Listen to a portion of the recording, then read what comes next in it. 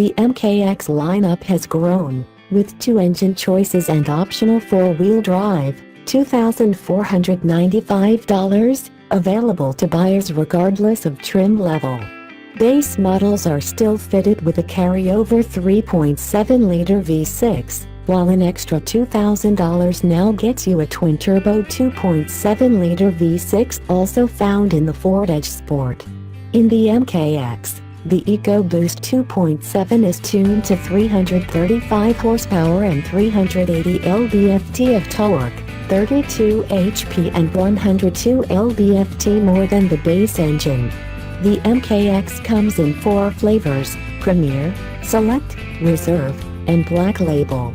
Pricing starts at $39,025 for a front-drive 3.7-liter Premier and can run well past $60,000 for well-optioned Reserve or Black Label models. The list of available equipment is lengthy. A panoramic sunroof extends over both rows of seating, but only the seats up front can massage their occupants, their backs as well as thighs and gluteus maximus. Upgrading the wheels and tires past the stock 18 inches means jumping to 20 or 21-inch sizes, while a towing package, $645, allows the MKX to pull up to 3,500 pounds.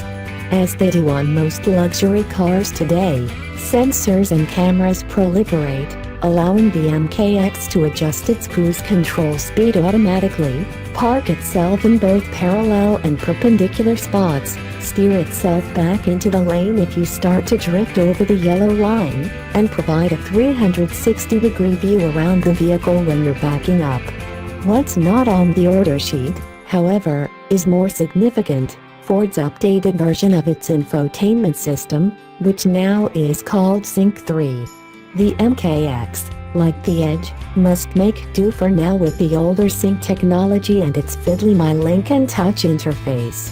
Lincoln ditched touch capacitive controls for physical buttons with the introduction of the MKC, an arrangement that is thankfully reproduced here. But without the new infotainment hardware, which comes to the MKC for 2016, the MKX will not support Apple's CarPlay or Android Auto features. Considering the importance of these features among many car shoppers, this seems like an unfortunate oversight, especially given how extensively Lincoln has otherwise outfitted the MKX. On the road, the new MKX feels more substantively different from its Ford analog than did the first model, which arrived for 2007 and was refreshed for 2011. Certainly the latest version's swoopy lines and beefy rear haunches distinguish it from the Edge more. The MKX cockpit feels tighter than the Ford's, which it is, with less headroom and shoulder room. Yet the MKX is more quiet and comfortable, and the optional 22-way adjustable massaging seats, $1,500, are worthy of being included with those from Lexus and Volvo, the best in the business.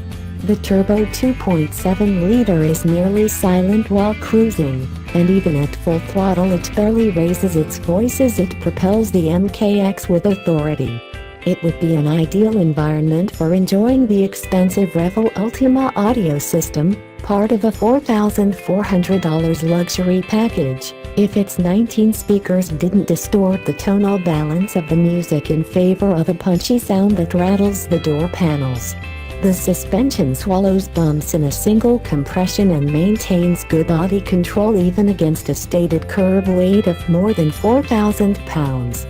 The electrically assisted steering, like that of most Ford products, is linear and precise, with appropriately isolated feedback.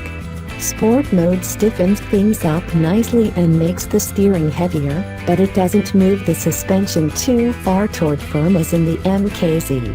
In comfort mode, the MKX rides softly enough to satisfy those Lexus refugees that Lincoln hopes will flee ahead of the pending 2016 redesign that gives the Japanese company's RX yet another of the industry's all-too-common angry robot faces.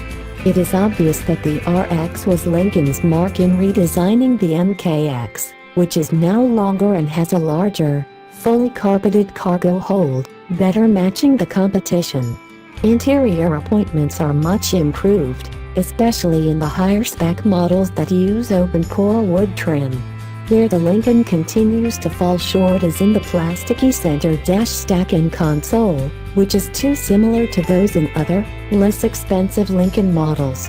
The flimsy cover to the forward storage compartment says that the company still hasn't grasped how much touch points matter to luxury buyers. The plainness of the plastic transmission push buttons introduced on the MKZ and reuse here is still a missed opportunity for the designers to make an everyday action more of an event through fancier switchgear. While the MKX has been pleasantly redesigned, it's hard to justify a $60,000 plus price tag like that affixed to the vehicle we drove. So the real problem with the MKX is no longer differentiation with the edge but proving out its own luxury metal. If we decide to agree that Ford has mastered platform sharing like Volkswagen, the company still has some way to go in building luxury vehicles that are competitive with Audis.